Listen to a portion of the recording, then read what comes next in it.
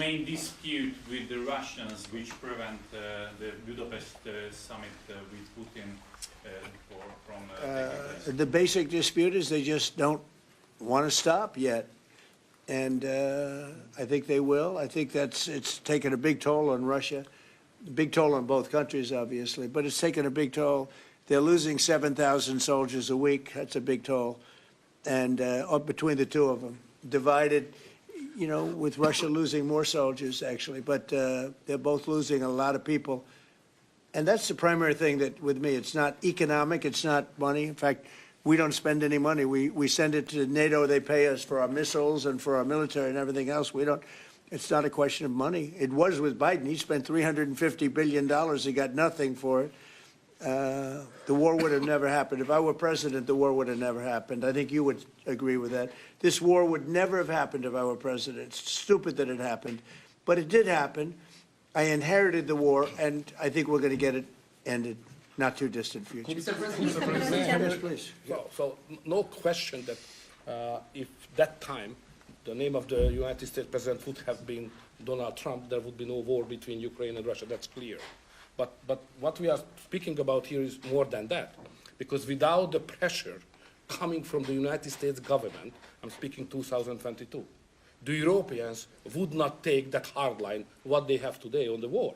Remember that big countries of Europe rejected to be involved more than just sending some, humanitarian issues. So the pressure coming from the United States to be more pro-war in Europe. So that's the fact of the history anyway. So we have to restore something which was ruined and created from here. And that's the reason why I understand absolutely the devotion of the president now to do everything to stop the war, because that would be not that deep without the previous government pressure from here. So the reason why I'm here to be as much as helpful I can to contribute to the peace efforts of the president, because that was an enormous mistake what we have done, the Western world several years ago, and we have to stop it, and it's common responsibility. Biden actually pushed for that war to happen.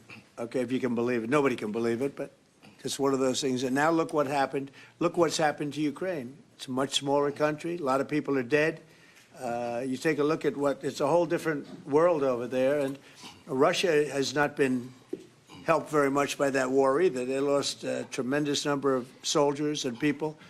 And, look, that war should have been a one-week war. I don't know why it's taken. This is 4 years. Should have been 1 week. Should have been over with, but it would have never started. Should have never started.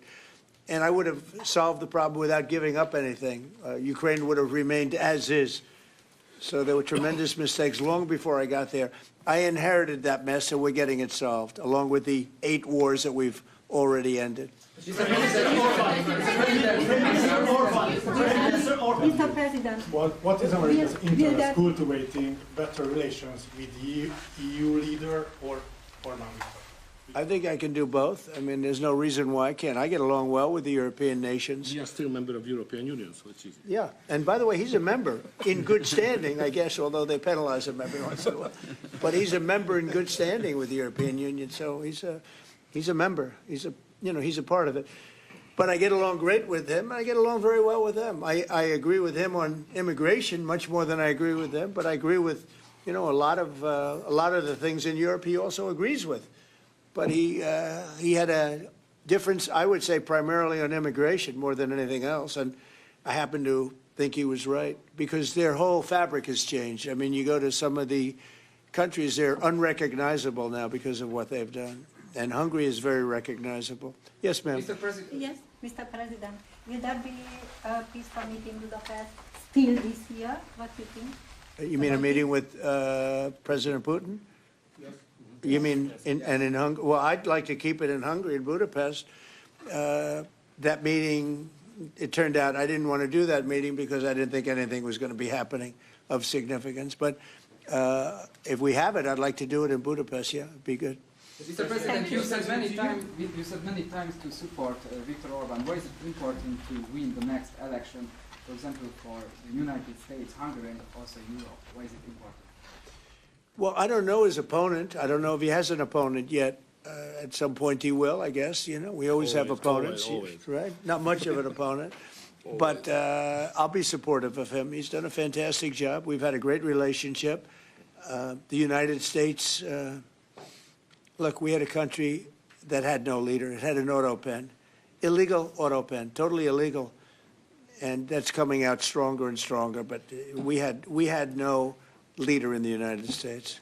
I mean, Hungary, as an example, had no relationship with the United States, even though we do, billions of dollars in trade with Hungary. Hungary's a big country economically. We do, billions of dollars in trade with Hungary.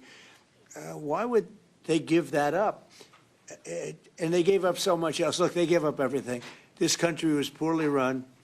I think if I didn't win the election, we might not have a country, if you want to know the truth, not a recognizable country.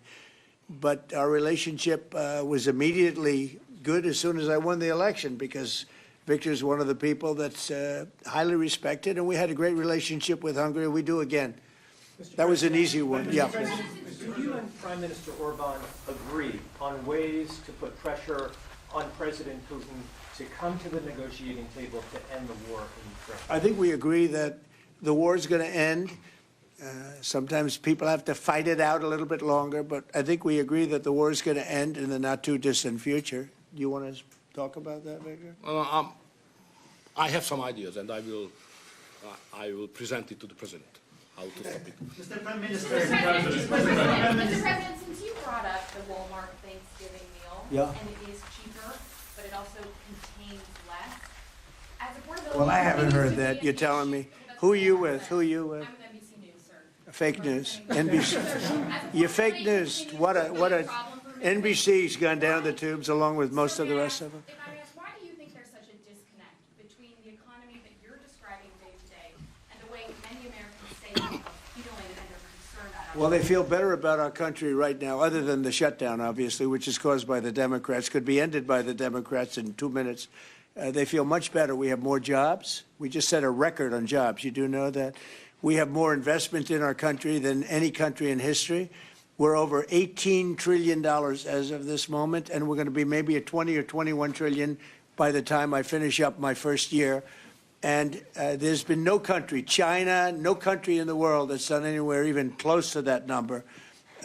Your friend Biden, as an example, in 4 years was less than $1 trillion. We'll be at 21 trillion in 1 year. So there's no country that was even close to that, and our country was a laughing stock all over the world. We have more jobs, we have more potential than any other country, and frankly, we're the hottest country right now. Viktor said to me before, we're the hottest country anywhere in the world. Think of it. We'll have $21 trillion invested. We have auto plants pouring back in. We have AI pouring back in. We're leading China in AI by a lot. We're leading everybody in every category. There's no category that we're in second place. So I just heard this yesterday that Walmart said that the Thanksgiving was 25% more expensive